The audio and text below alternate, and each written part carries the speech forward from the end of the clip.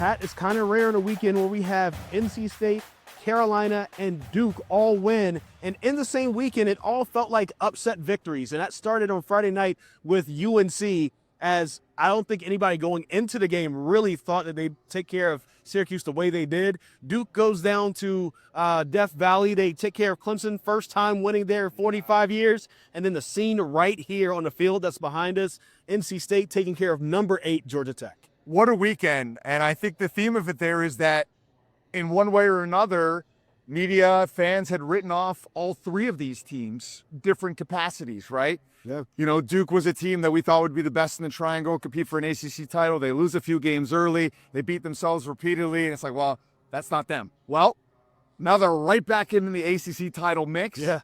Potentially in the top 25 mix. UNC, well documented all the issues they've had, but to their credit, and to Bill Belichick's credit, he said they're improving. They have. Yes. The defense has looked great the last few weeks. You could argue this should have been their 3rd win in the row. The offense gets going in the second half, and they've got an identity now, defense and running the football. And NC State has to be the story of the weekend. This thing ends in a field storm. Yes. This thing is their best performance of the year, one of the best under Dave Doran. Yes. Offense just didn't blink all night. Defense played great situationally. And in a week when people were ready to run Dave Doran out of town, whether he was going to retire on his own or be forced out, who knows going forward. You just hit on something right there. The direction I wanted to go was that this was probably one of the best performances that I've seen from NC State since I've been here in the Triangle. Yeah. I got here in 2020. You remember the game against Clemson here where they beat Clemson. That was a big game. Yes, Devin Leary, yep. But the offensive output didn't look like that. You'd probably say that maybe the defense wasn't as good. You did give up 36 points, but you answered it with 48. And when you have more points, you're definitely going to win. And CJ Bailey, definitely his best game in college. Just absolutely accurate for most of the day, making the best decisions out there. When he needed to run, he ran. When he needed to hit guys, he hit guys. I mean, there's probably still some yards that he left out there from drops from his receivers and not anything that he did wrong. And what a way to bounce back from a game at Notre Dame where like everything seemed to go wrong for in that game. And he's able to bounce back, and NC State gets this win over number 8 Georgia Tech. And, you know, outside of just all the noise around Dave Doran, this is still a team that believes they can do something special this year. And they're still within range to possibly make a bowl and maybe do something else, later on down the line. Couple things to hit on there. You talked about CJ Bailey and the performance that he had. It comes in a night when they don't have his 2 best offensive weapons. Great point. Justin Jolie, out. Hollywood Smothers, out. Enter Duke Scott, the freshman from Georgia, who absolutely delivered on the ground. And just the mistake-free football all night long from CJ Bailey was the difference, because what this game came down to was, could you not just get a stop, really? It was just, can you force a field goal? Yeah. And that's what the NC State defense did. They forced several. Georgia Tech missed one as well. And NC State able to pull away. You know, I remember being here at the opener, the ECU game, and NC State got up big, and they let ECU get back in that game. And the fans were ready to run Doran out of town after that one in a win, because they'd seen it so many times before, him kind of get really conservative late. And they did in a way in this one, but it was warranted. They were just running clock. Yeah. Because at a certain point, the math is the math. And, you know, one of the things, if you look at it, they only punt it twice. Second possession, they punt it, and then they punt it on the last possession because obviously, you know, you're not going to do anything crazy towards the end of the game. But that's it for NC State. Otherwise, besides the fumble, they scored on every other possession in this game. And so it's very interesting to watch how this game went, but also it's also interesting to watch how people react to what was happening within the game. When they went up by 11 in the third quarter, I'm not going to say who, but a member of the media locally who doesn't work for WRAL texted me and said, NC State is going to blow it like they always do. That was the text that I got. And I don't know if I necessarily felt that exact way, but I didn't think that maybe they had enough to really put away Georgia Tech. I felt at that point with 11 up, maybe they'd play with a little bit more swagger than what we've seen because it's already been a great night. And boy, did they just put it on extra thick. I mean, really, the touchdown that Georgia Tech scored at the end, I mean, that's garbage time. The score wasn't at the game was as close as the final score indicated. Final score says they won by 12. It really won by a lot more than that. And so NC State, man, just coming out, showing what they can do. It really shows you what they could be if everybody played consistently. And it makes you wonder, what is the disconnect in these other games where they lost, to teams like Duke and teams like Virginia Tech here? Yeah. You kind of understand the Notre Dame loss, but those other two losses are really going to haunt them down the line. And I remember being you on this video podcast after the Wake Forest win. Yeah. Looking at this NC State team as one that could be special, could be the one that was different because they had CJ Bailey at quarterback. They finally had this offense. The defense was playing situationally well. And something Dave Doran had said all season long, how much he likes the character of this team. And then really after that, it had been downhill. They lose 4 of 5. And when you win a game like this over number 8 Georgia Tech, you're going to be kicking yourself for those losses because the Duke game was a game that was theirs. They beat themselves. Yeah. The Virginia Tech game, they just inexplicably could not control the ball or tackle. Couldn't tackle in that game against a team that had lost their coach, and they had a chance at the end of the game for CJ Bailey to drive down and win it, and they couldn't do it. I will say in that Virginia Tech game, that was the day after DJ Elliott's daughter died. Yeah. So that was probably a big factor when you look at, I mean, that was a game I think that they pretty much lost on defense. Offense could have been a little bit better, but when you look at some of the big plays, the explosive plays that they gave up to Virginia Tech, you could explain that by those guys were thinking about their defensive coordinator, and they just weren't locked into the moment. And so that's You want to film on the podcast? You got Casey Morcell over here.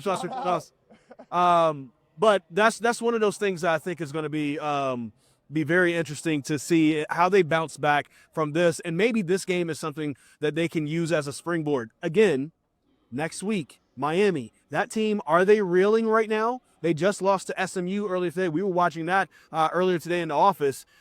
They have a chance to maybe make it 2 weeks in a row with big-time wins. And then all of a sudden, are we talking about potentially a ranked Wolfpack team if you beat 2 ranked teams?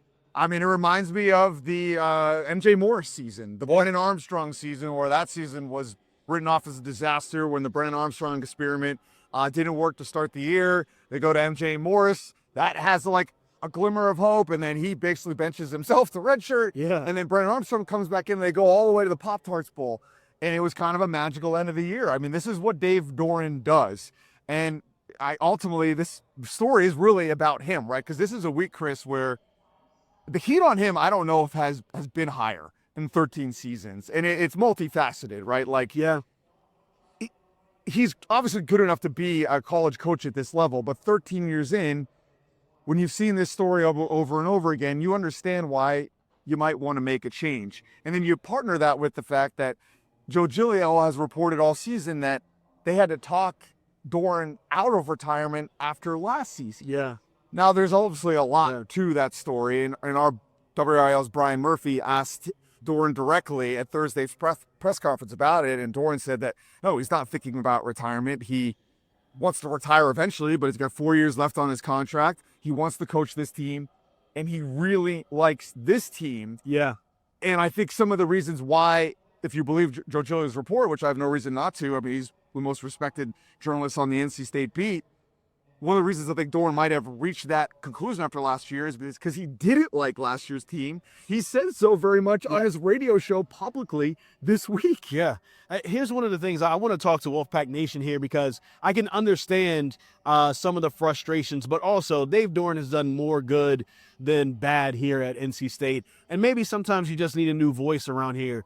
But here's the other thing. You look around, look at the investment that Duke and UNC put into football recently. We don't know if NC State has put that same amount of investment. We saw just the difference in recruits. We don't know what the result is on the field yet, on the court yet, but just the difference in level of recruits that Will Wade was able to get over Kevin Keats. I mean, there are guys that Will Wade are paying more than Kevin Keats' entire budget in his final year here for NIL here at NC State. So you wonder if NC State ups the budget, it puts a bigger investment into football, Could you get the bigger recruits? Can you have those bigger 9, 10-win seasons with the guys that maybe you miss out on because they go to Clemson instead of staying home? Or maybe they go to Ohio State like, Noah Rogers did originally before coming back here. You never know. And I think Dave Doran is a good coach. Maybe you just need a bigger investment into that coach, into this program, so that you can get those players that can change the trajectory of what this team can do. But right now, you've got some players. And I'm even more impressed that they did this without Hollywood Smothers and without Justin Jolie, two guys that, Justin Jolie is going to get drafted next year. Hollywood Smothers could possibly get drafted if he decides to leave or if he goes in 2027. Those are NFL draft guys. Yeah. And those guys didn't play, and they still were able to come out here and do this. Well, the rest of the season becomes a conversation about, do you or do you not retain Dave Doran? Can you retain C.J. Bailey? Yeah. The way things were trending, you almost couldn't blame him if he wanted to go transfer to his hometown of Miami. He was going to need a quarterback next season. But wins like this go a long way. Throwing up 48 points in a primetime game against a ranked team go a long way. I will say Bailey had a chance to bounce before. Yeah. He had a pretty good freshman season coming in. I know we don't know for sure which teams came after him, but teams came after him, and he decided to stay here at NC State. So he's shown a level of loyalty, but of course that's going to depend on who all stays. So if Dave Doran goes, you might see C.J. Bailey go as well. I think that's but fair. If Dave Doran is here, maybe C.J. Bailey is here, especially if you can make sure he gets paid and he's happy he has the right weapons around him. I think if you get to the other teams in a second, I think the point you made was a good one about the investment. Because this is going to be a year. Look how many openings are in college football right now. Oh, man. So it's going to be a tricky domino effect for NC State and the kind of candidates they're going to be able to draw from. So do you, to your point earlier, pull a Virginia, who easily could have moved on from Tony Elliott and instead invested in him, invested in that roster, and we've seen the results play out on the field where Virginia has been one of the best teams in the conference thus far. So it's going to be really interesting. And I'd like to say I know what's going to happen. I have no idea. We don't know. We don't know. Who do you want to hit on next? Want to get into Duke or you get on Belichick? Let's go to Duke, and we can end with Belichick. We were watching the end of this Duke game, and that was a shootout also. You talk about offense. This was a great day for offense. Duke going into Death Valley, getting the first win there in 45 years. And after the game, Manny Diaz said it was going to take their best to beat the best of Clemson to make sure that they can get the win. And he was happy that their best was better than Clemson's best. And Clemson's at home. They put up 45 points at home in a game that they're very comfortable in. They just had to roll out their beds and go over to the stadium that's close by. And Duke is able to walk in there and not only get the win, but the fashion that they got the win. They were up by 2 touchdowns in the first half. Clemson started storming back in the second quarter and absolutely had all the momentum. Duke started playing catch-up in the second half. And then you talk about at the very end, Duke just marches down the field, 3-yard touchdown run from Nate Shepard. Duke was down 45-38. Nate Shepard gets that touchdown, and they say, we're going to go for 2. We're either going to lose this or we're going to win this game. We're not going to send this to overtime. And man, what a play that was called right there, because Samir Hagan just kind of is the underneath guy, and nobody followed him from Clemson.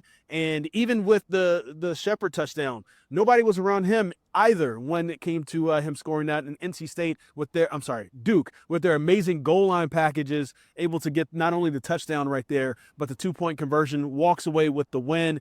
And what a big win for Manny Diaz as well. And talk about situational football. You just broke down that play right there. I can't help but be reminded of UNC's failed 2-point play at the goal line, and kind of just the differences there.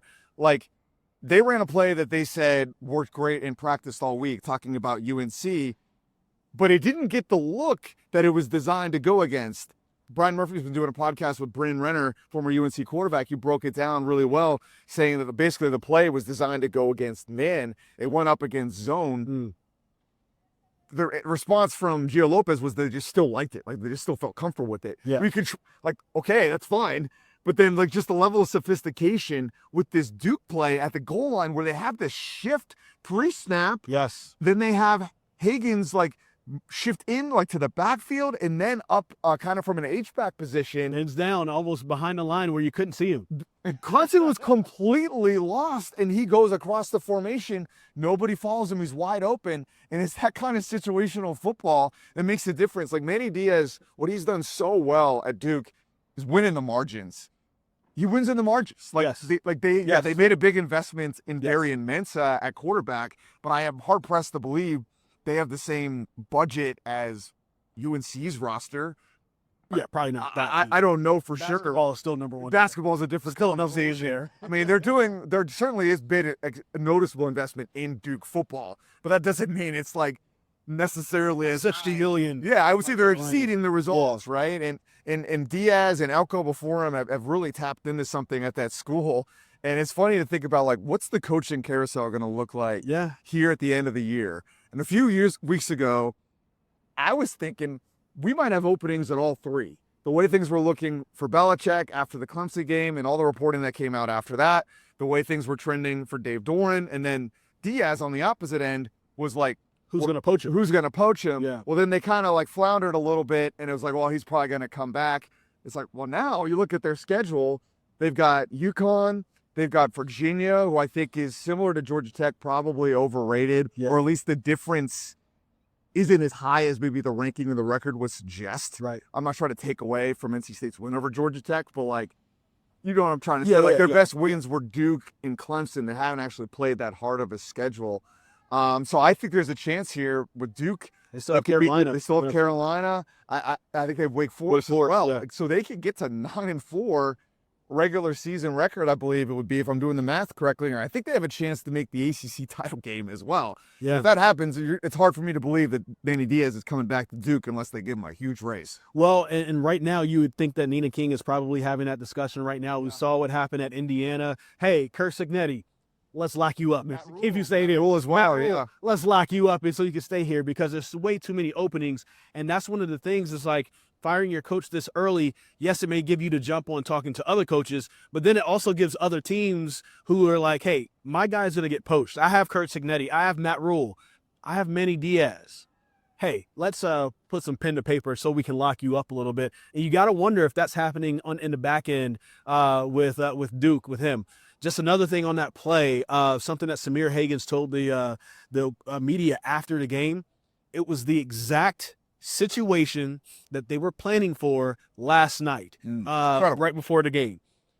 They were talking about, we're going to be in a situation where we're going to have to score a touchdown and we're going to have a 2-point conversion to win the game. And if we do, this is the play that we're going to run.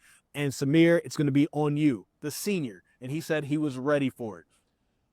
First off, I don't know who has the crystal ball at Duke to know what's going to happen. I mean, going back to the NC State game, they also knew that they could block, I think it was a field goal attempt or something like that, because there's a look that they saw on tape where it's like, if we run this, we're going to block a field goal against NC State. And they did it. There's something going on at Duke, a crystal ball or something, but they're looking at things on tape and they are being able to dial things up and say that, hey, we're going to go have this with this result, and it's happening. They're doing it. Big win for Duke, and it's going to be interesting to see where they go from there. And they do have a favorable schedule, as you said, after this. Is it time to talk Belichick now? I think so. I think so.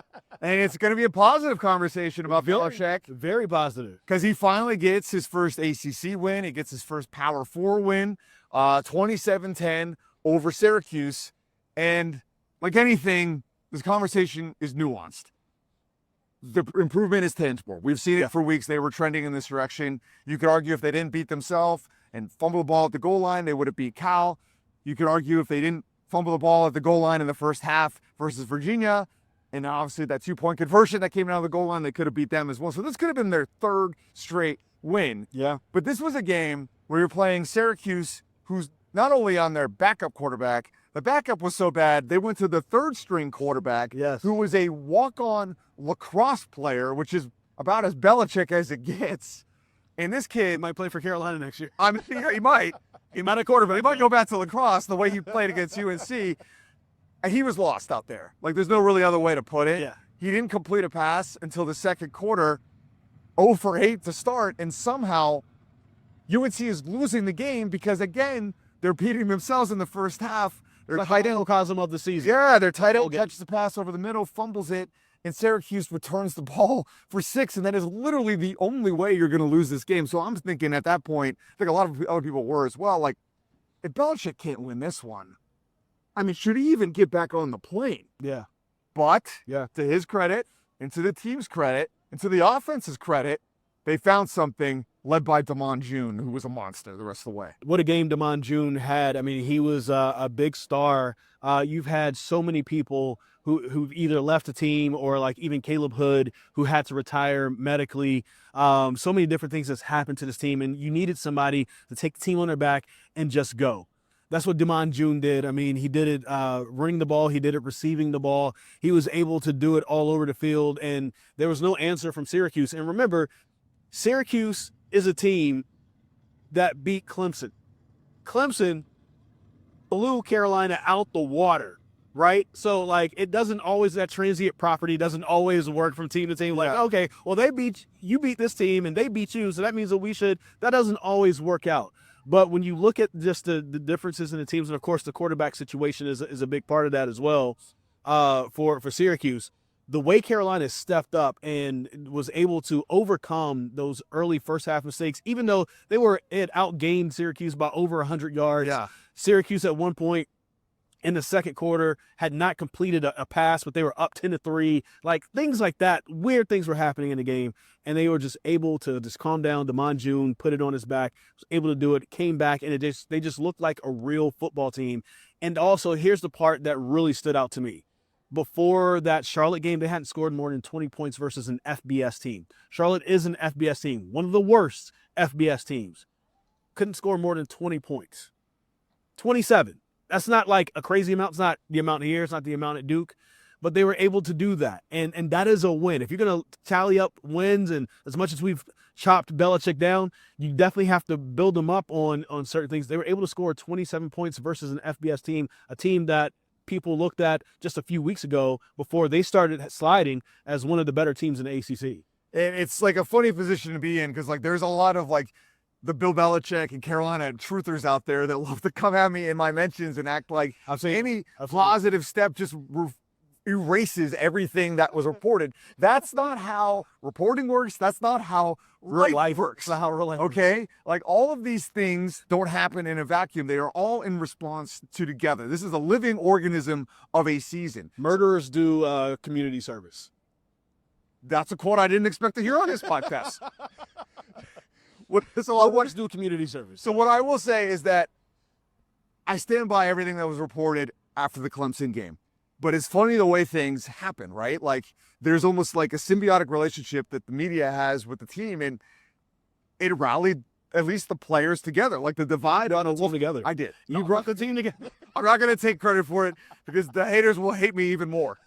But it's interesting how that happened, right? Like, we see this all the time, right? Like, a team gets buried in the media for multiple weeks, and you see them put together a better response. And the improvements that they've been saying are happening are, in fact, happening. Like, the defense thing is real and has been here for weeks.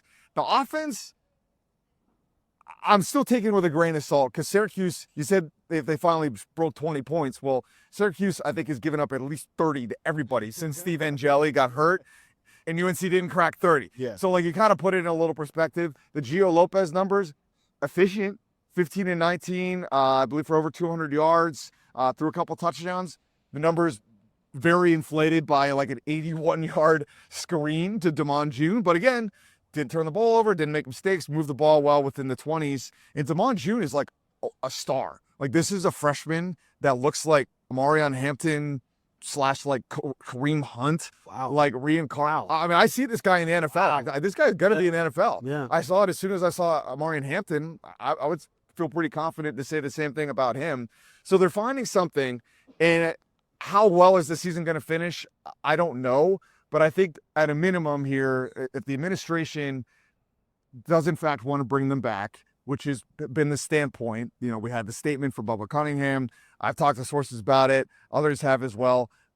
they understand that this was a NFL coach coming to college. There was going to be growing pains. Clearly, it's been very rocky implementing Bill Belichick's NFL culture, to say the least. But this does give you some confidence that if they can learn from the mistakes that they made in the transfer portal, which is really basically the crux of why this team isn't as talented as it should be. Yeah. They just weren't able to really land players they wanted in the first go-around in the portal. They had to bring a ton of guys in the spring, including their quarterback. That is very difficult to implement. But, of course, we do see it happen around college football. There are one-year turnarounds. It has not happened here. But you can at least see it. You could at least see it that next year, if he comes back, that they could be like significantly better if they learn from their mistakes. As far as this season, it's just one game, and it's against a team that was reeling, that was sliding even before this game happened. So I don't know if this is like a turnaround. I don't think they go and make a bowl, although they could. Mathematically, they could still. But this is definitely what you're saying. You could see where this could possibly go for Carolina. This is definitely something to build on for them. They still have to come here.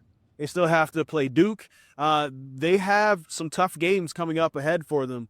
Even though people say this was an easy schedule this year, there's going to be some tough games for them. And there's going to be teams that's not going to have a quarterback be 0 for 8 by the middle of the second quarter. They're not going to have the mistakes that they're not going to have a lacrosse player at quarterback. Like, you're going to have to see Darian Mensah, who's the ACC's top passer. You're going to have to see CJ Bailey. And if he keeps playing like that, he might, catch up to Darian Mensah. You're going to have to see some real players coming up here and some real teams. So it's going to be interesting to see how they go from there. But their offense, definitely, as you mentioned, is still the weak point for that team. So how do you go up against those teams, especially a team like Duke that's pretty good on defense? Well, no matter what, the season's here. It always comes down to the triangle teams playing each other. Man. They never disappoint. We got a few good ones coming up, and that's UNC versus NC State matchup just got a whole lot more interesting. Absolutely did. Man, Pat Welter, we've talked for a long time. Yeah, I'm lightheaded. Let's go. Thank you guys for watching.